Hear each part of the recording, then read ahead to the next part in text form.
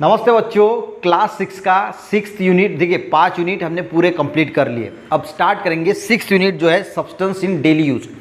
अब इसको जो है वो पेज नंबर जो 42 है उसको पूरा कंप्लीट करेंगे। ठीक है, उसमें जो क्लासीफाई करके दिया है वो भी क्लासीफाई करके मैं बताऊंगा किस प्रकार क्लासीफाई करना है। देखिए substance in the daily use का मीनिंग क्या है? जो सब्सटेंस हम डेली यूज करते हैं उसको बोला जाता है सब्सटेंस इन डेली यूज। अब ये चैप्टर आपको दिया क्यों है?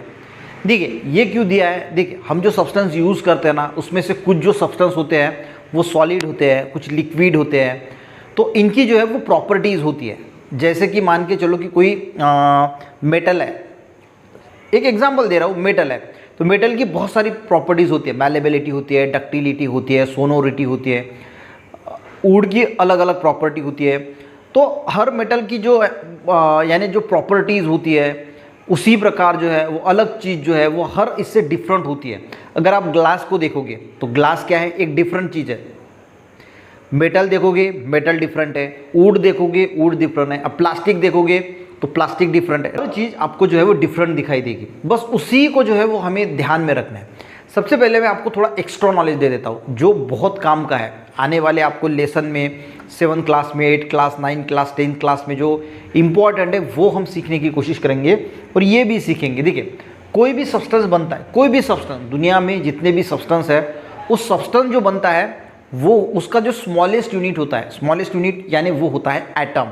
शायद आपने नाम सुना होगा, नहीं सुना होगा। देखिए जब हम घर बनाते हैं, ठीक है, तो घर जो बनता है तो इसका स्मॉलेस्ट यूनिट क्या होता है? सबसे छोटा यूनिट होता है ईंट।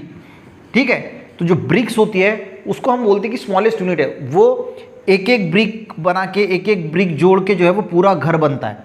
उसी प्रकार अगर कोई भी सब्सटेंस है तो वो बनता है एटम से। क्लियर? देखिए ये चीज़ अगर आपको ध्यान में नहीं आती तो कोई प्रॉब्लम नहीं। अगर आपको एटम ये आपके दिमाग में थोड़ा भी रहा तो भी चलता है। तो ये क्या है? एटम। कोई भी सब्सटेंस किससे बनता है? तो एटम से। एक्स्ट्रा नॉलेज और दे देता हूँ, ये एटम के अंदर 3 चीज़ें मेनली होती हैं। न्यूक्लियस के अंदर जो है वो होता है प्रोटॉन और न्यूट्रॉन, और इलेक्ट्रॉन जो है वो बाहर घूमता है। आपको याद इतना ही रखना है कि जो सब्सटेंस होता है वो किससे बना होता है? तो वो बना होता है एटम से। और एटम के अंदर 3 चीज़ें होती है, प्रोटॉन, न्यूट्रॉन, इलेक्ट्रॉन। बाकी हम जो है वो आगे के क्लास में सीखेंगे। ठीक है, तो ऐसे बहुत सारे जो सब्सटेंस है। अब अगर हम बात करें मेटल की तो आप देखोगे कि मेटल से बहुत सारी चीज़ें बनती है। जो कुछ भी हमारे व्हीकल्स होते हैं उसमें कुछ मेटल्स का पार्ट लगा होता है। जो हमारे घर में यूटेंसिल्स हम यूज़ करते हैं वो कुछ मेटल्स यानी आयरन के बने होते हैं। अगर हम एल्यूमिनियम की बात करें तो बहुत सारे केबल्स हो गए वो एल्यूमिनियम से बनते हैं। गोल्ड की अगर हम बात करें तो उसमें से हम ज्वेलरी बनाते हैं।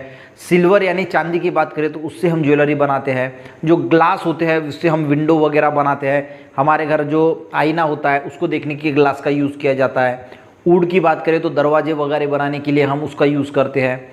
जो कॉटन होता है, कॉटन यानी जो कपास होता है उसके कपड़े बनाने के लिए, क्लोथ बनाने के लिए इसका उपयोग किया जाता है। तो हर चीज़ का जो है जो भी हमें डेली यूजेस है उसका हमें जो है वो यूज़ होता है। बस यही देखिए पहले पार्ट में इतना कोई डिफ़िकल्ट काम नहीं है, बिल्कुल सिंपली दिया है। हम एक बार देख लेते हैं। देखिए सिंपली है। All substance are made up of very small particle. जो सब्सटेंस बने होते हैं वो स्मॉल पार्टिकल से बने होते हैं। ठीक है, object are made up of substance. और इसी पार्टिकल से फिर क्या बनता है? एक ऑब्जेक्ट होता है, उसको हम क्या बोलते हैं? सब्सटेंस। सब object have specific shape, there parts have specific arrangement. यानी जो ऑब्जेक्ट होता है उसको एक शेप होता है। जैसे मान के चलो कि आपने ये है हमारा जो दरवाज़ा होता है, ठीक है, उस दरवाजे की अगर हम बात करें तो उसको जो है वो एक शेप होता है, स्पेशल अरेंजमेंट्स होती है, उसके अलग अलग पार्ट्स होते हैं।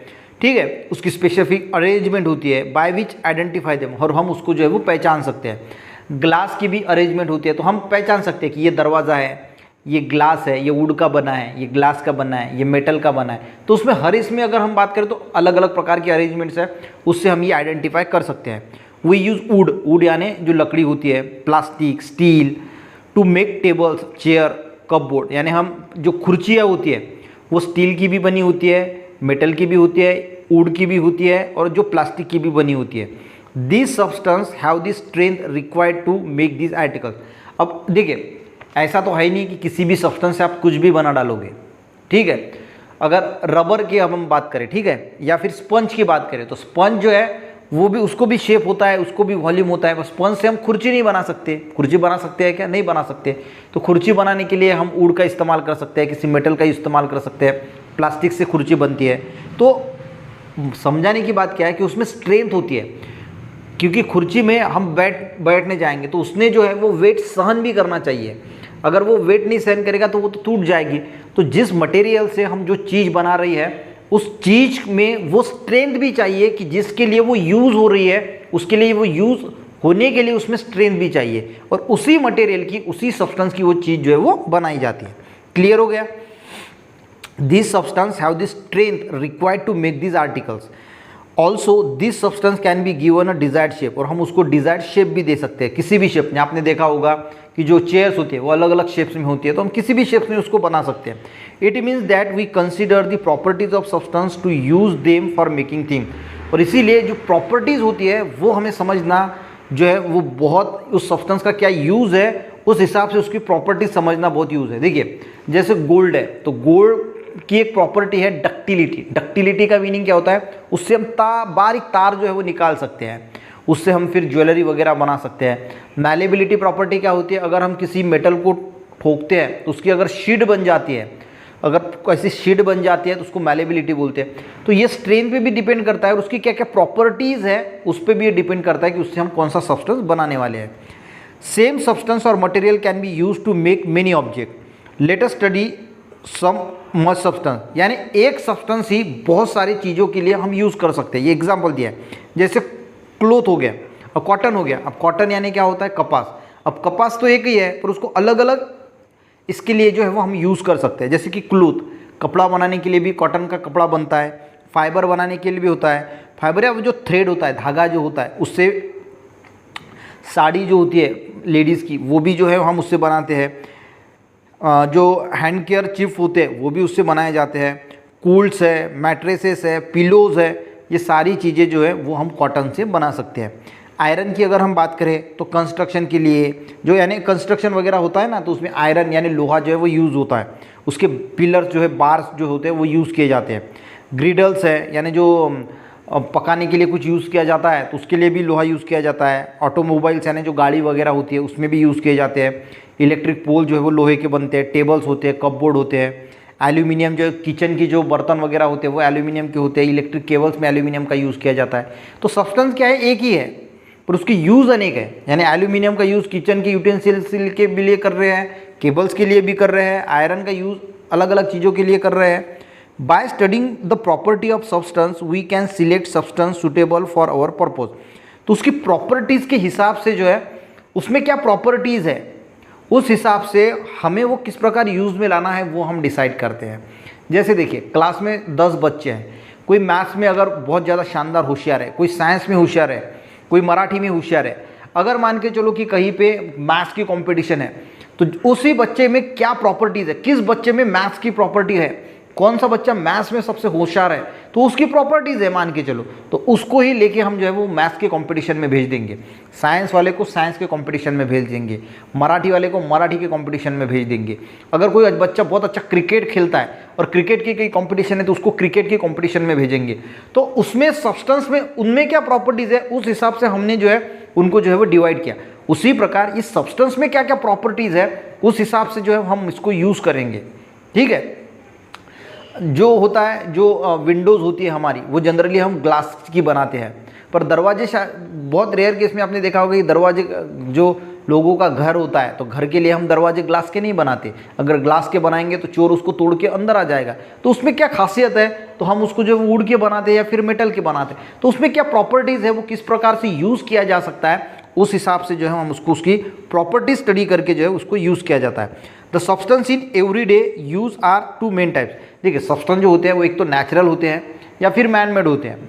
ठीक है। अब जैसे कि ग्लास हो गया, कांच जो होता है वो तो कोई नेचुरल है ही नहीं, वो तो मैन मेड है, सैंड से बनाया जाता है। तो हम नेक्स्ट पार्ट में यही सीखने की कोशिश करेंगे कि नेचुरल सब्सटेंस कौन से होते हैं और मैन मेड कौन से होते हैं। अब आपके यहाँ पे देखिए ये तो एक इंट्रोडक्टरी पार्ट है, ये इतना इंपॉर्टेंट होता नहीं है।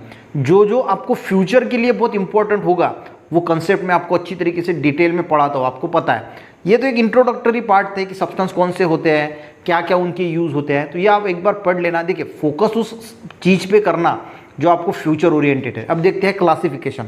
आपको क्या दिया है, classify the following substance according to their uses. आपको बहुत सारे सब्सटेंस दिए हैं, sand, soap, wool, window glass, bamboo, cotton, bricks, silky, leafy vegetable, cement, fruits, water and sugar. इसको जो है उसके यूज़ के हिसाब से आपको क्लासीफाई करना है। किस प्रकार करना है, देखिए ये सारे सब्सटेंस आपको जो दिए हैं। अब देखिए सबसे पहले कंस्ट्रक्शन के लिए कौन सी चीज़ें यूज़ की जाती है। जब कोई कंस्ट्रक्शन होता है, कुछ कंस्ट्रक्शन यानी समझते हैं ना, घर बांधना या कुछ भी हम अगर कंस्ट्रक्ट कर रहे हैं, सैंड का यूज़ किया जाता है, विंडो ग्लास यूज़ किए जाते हैं, बाम्बू यूज़ किया जाता है, ब्रिक यूज़ किया जाता है, सीमेंट का यूज़ होता है। तो ये इसके यूजेस हो गए फॉर कंस्ट्रक्शन। अब फूड के तरह हम कौन सी चीज़ें यूज़ करते हैं, लीफी वेजिटेबल्स है, फ्रूट्स है, वाटर है, शुगर है, ये हम फूड के लिए यूज़ करते हैं, यानी खाने के लिए, पीने के लिए यूज़ करते हैं। और अगर क्लीन के लिए, जो क्लीननेस होता है, तो सोप्स, हम खुद को जो जब नहाते हैं तब भी सोप का यूज़ करते हैं, जब यूटेंसिल्स जो है वो साफ़ करते हैं तो भी सोप का यूज़ करते हैं, क्लोथ जब धोते हैं, वॉश करते हैं तब भी हम सोप का यूज़ करते हैं। तो क्लीननेस के लिए, वॉशिंग के लिए जो हम सोप का यूज़ करते हैं। ये हो गया इसका क्लासिफिकेशन। और फॉर क्लोथ यानी कपड़े बनाने के लिए ऊल का, कॉटन का और सिल्क का जो है वो इस्तेमाल किया जाता है।